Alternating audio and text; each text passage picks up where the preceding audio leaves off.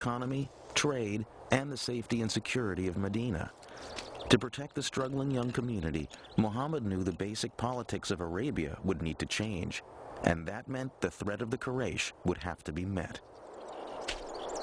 Increasingly, Muhammad would turn to a solution the world has come to fear and all too often associate with Islam.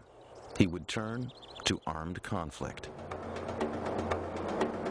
Since the days in Mecca, God's revelations had called for Muslims to prepare themselves to struggle to build a moral and righteous life.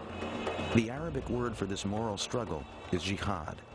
Jihad would soon be needed if the Muslim community was to survive. For when the Prophet and his followers had left Mecca, it was clear to all that a day would come when they would have to defend their beliefs in battle. Now that day was fast approaching.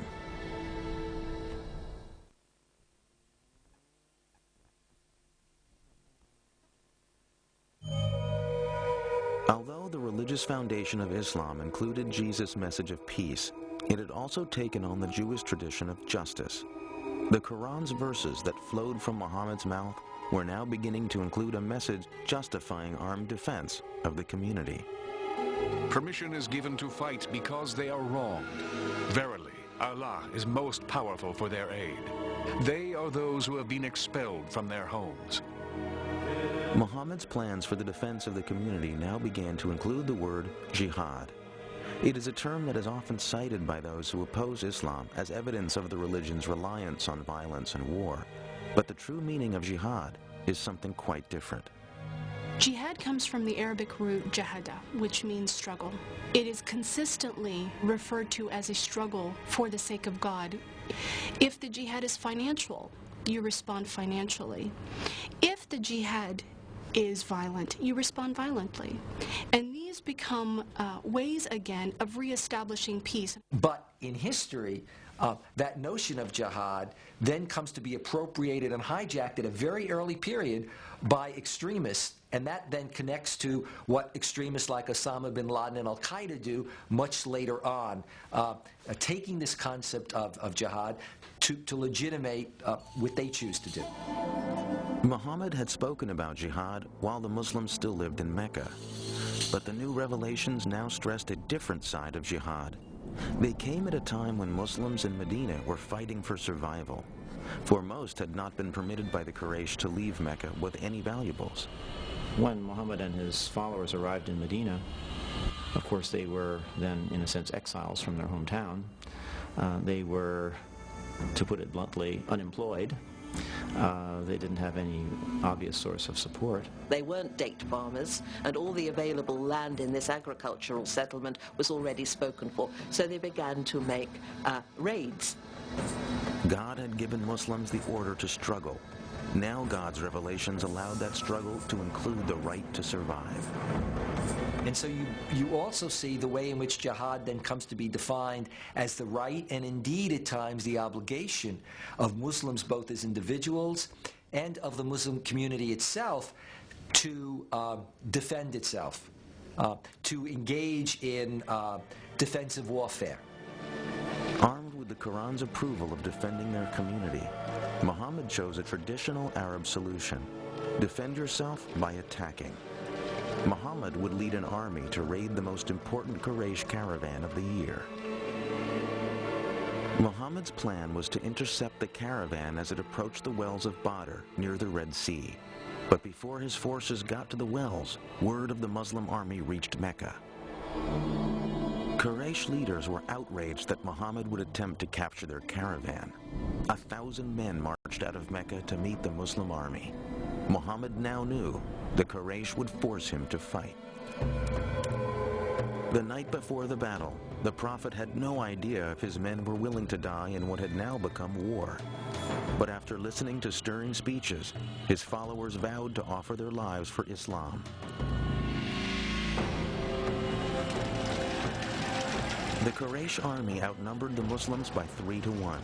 But as the battle began, Muhammad revealed he had a great sense of tactics, and his warriors fought with ferocity. The Quraysh leaders had believed a show of force would be enough to defeat the Muslims. But by midday, it was the Meccan army that panicked and fled the field. The dedication and cohesiveness of the Muslim army had saved Islam. Now Islam would reveal itself to be not only worthy of victory, but capable of compassion as well. After the first victory that the Muslims achieved at the Battle of Badr, the Muslims began in the usual Arab way to kill all the survivors, and Muhammad immediately had a revelation to say, no, this must stop. There must be no killing of survivors. Muhammad had set his eye on a more distant goal. The Muslim warrior's enemy of today must tomorrow become his brother in faith. Say to those who are captives in your hands, if Allah findeth any good in your hearts, He will give you something better than what has been taken from you, and He will forgive you. The victory at Badr had great consequences. After the battle, converts from all over Arabia began to flock to Medina. Like the Muslims, these converts saw the victory as a sign of God's salvation and protection, similar to God's parting of the Red Sea for the Israelites. The Battle of Badr has enormous significance to the Muslim community, and I think that was the first political act that was successful, which cemented the vision or the dream that Islam could establish a community. Islam could become a civilization. For 3 more years, the Quraysh army would try and destroy the Muslim community. They would win some battles, but always Muhammad and his followers struggled and survived as their numbers continued to grow. As the Meccan army struggled home after a final unsuccessful battle, their leader was at last forced to admit, every man of sense now knows Muhammad has not lied. Medina and the Muslim community were finally safe from attack. The Prophet was now poised for the final step in the pursuit of his destiny. That step would be his return to the holy city of Mecca.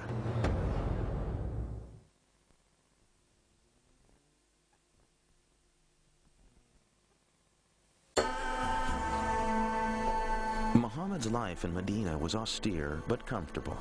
He had few possessions but wanted for nothing. He lived in quarters attached to the mosque, usually spending each night in the room of another of his wives. Muhammad's wives were a diverse group. One was a Jew, another a Bedouin. One was even his cousin. Most were chosen for various political reasons, but a few, such as his third wife Aisha, were clearly matters of the heart.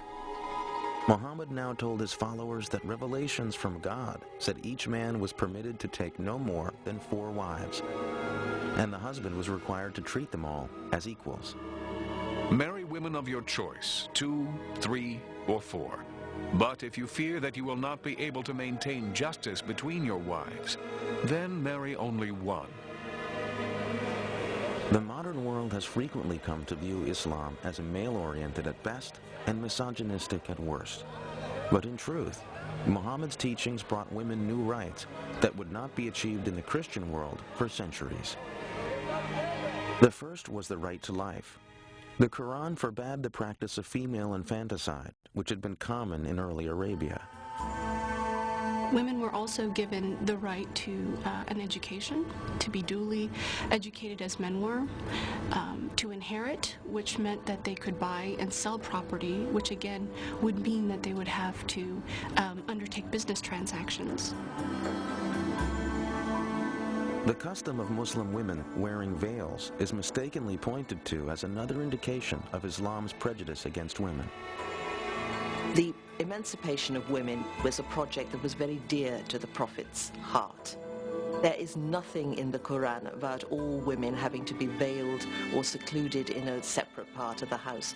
This is a practice that the Muslims picked up 3 or 4 generations after the death of the Prophet. I feel that being a contemporary educated woman is far more in line with what the Prophet would have aspired for a woman than what we've seen maybe throughout recent Islamic history.